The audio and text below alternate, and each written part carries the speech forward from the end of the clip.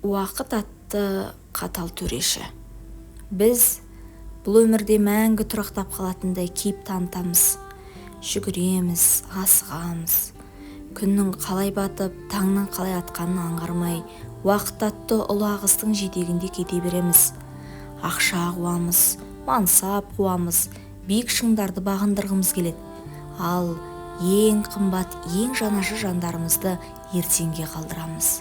Ертең хабарласам, келесі аптада барамын, қазір қолым тимей жатыр деген сылтаулар өміріміздің дағдысына айналады. Бірақ уақыт өте қатал төреші.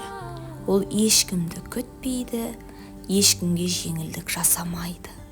Асхат та сол ағыстың ішінде жүрген жан еді. Ол 30-дан асқан шағында қаланың ең табысты, ең беделді кәсіпкерлерінің біріне айналды. Сырт көзге оның өмірі мінсіз көрінетін. Зәулім үй, қымбат көлік, қол астында жұмыс істейтін жүздеген адам, шексіз мүмкіндіктер. Оның өмірінде бәрі бар еді. Тек бір-ақ нәрсе жетіспейтін. Ол уақыт. Ол тіпті өзін 9 ай құрсағында көтеріп, түн ұйқысын 4 бөліп өсірген, қазір ауылдағы ескі үйде жалғыз қалған анасына қоңырау шалуға да уақыт таппайтын. Анасы аптасына 1-2 рет сағынышпен жүрегі езіліп хабарласатын. Ал Асхат болса, телефоны шырылдағанда терең күрсініп, «Анашым, жиналыстамын, қолым тимей жатыр, кейін сөйлесейікші» деп тұтқаны тастай салатын. Ол бұл кейін деген сөздің түбінде өкініштен өртенетін мәңгілік айырылысуға ұласарын сезген де жоқ еді. Күздің суық, жаңбырлы күндерінің бірі еді. Асхат кеңсесінде отырып, компания тарихындағы ең ірі келісімшартқа дайындалып жатты. Дәл осы сәтте үстел үстіндегі қымбат телефоны дірілдеп, экранына «Анашым» деген жазу шықты. Ол секундқа жұмыстан көз алды. Іштей тағы да мазалай бастады. Қазір уақытым жоқ қой деп ренжіді. Қоңырауды қабылдамай тастады да телефонын теріс қаратып қойды. Ол ауылдағы анасының сол сәтте қандай күйде болғанын білмеді. Қартана ескі диванның шетінде отырып, дірілдеген қолымен ұлының нөмірін терген еді. Тұтқаның арғы жағынан естілген суық гудоктар мен жауап берілмеді деген дыбыс оның жүрегіне инедей қадалды. Ана мұңайып телефонды дастархан үстіне қойды. Ол ұлына ренжімеді, тек қатты уайымдады.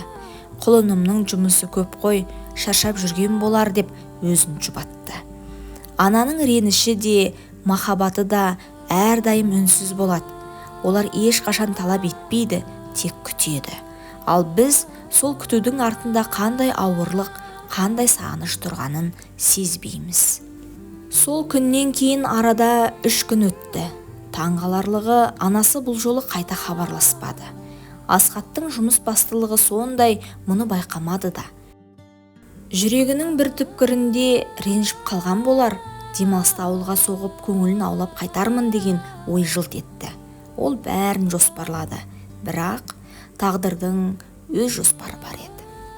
4-ші күні таңертең Асхат кеңсесінде хош иісті кофе ішіп, жаңа жетістіктеріне қуанып отырған еді.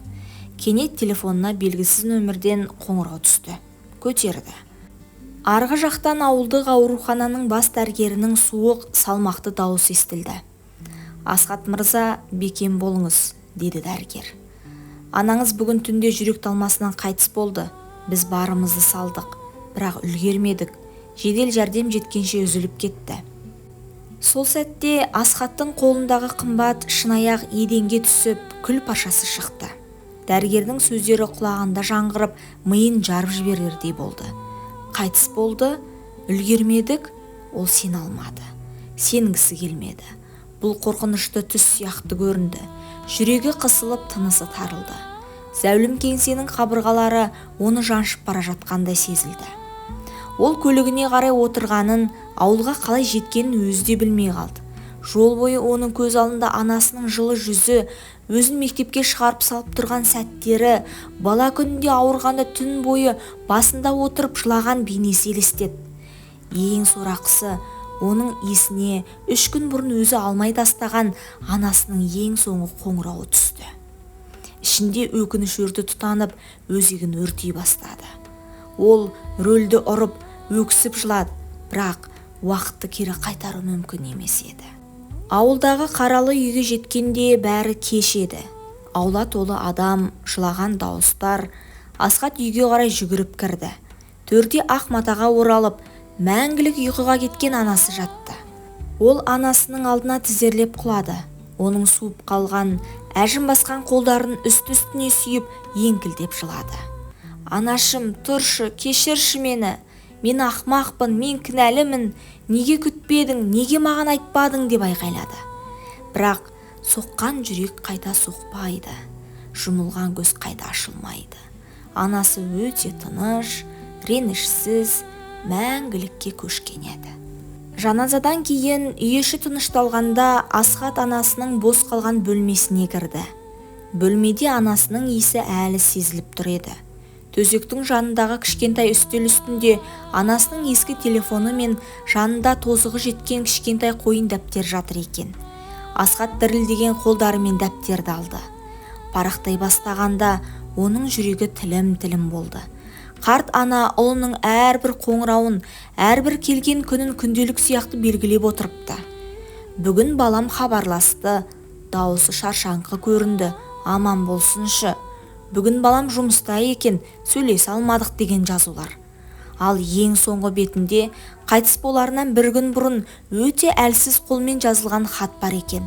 Хат былай басталған: құлыным, Асхатым, менің демім таусылып бара жатқандай, жүрегім соңғы күндері қатты қысып жүр. Саған айтып мазалағым келмеді. Жұмысыңның көп екенін, үлкен азамат болғаныңды білемін. Саған ешқашан ренжіген емеспін балапан. Сен менің мақтанышымсың. Тек кетер алдында соңғы рет дауысыңды естіп батамды бергім келіп еді. Қоңырауды көтер алмағаныңа мұңайма. Мен бәрін түсінем. Өзіңді күт, ас суыңды уақытылы іш. Мен сені қатты жақсы көремін. Асхат бұл сөздерді оқып отырып жер бауырлап жылады. Оның банктегі миллиардтаған ақшасы, қаладағы зәулім үйлері мен қымбат көліктері енді анасының бір ауыз тірі дауысында сатып алып бере алмайтынын түсінді. Ол әлемдегі ең бай адам еді, бірақ дәл қазір өзін әлемдегі ең сорлы, ең кедей адамдай сезінді. Ол өзінің ең үлкен қателігін түсінді, бірақ бұл түсіну тым кеш келді. Жылдар өтер, жаңбыр жауып қар ериді, дүние орнында тұра береді.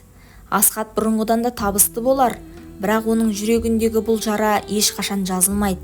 Ол әр демалыс сайын ауылға келіп анасының қабірінің басында сағаттап отыратынды шығарды.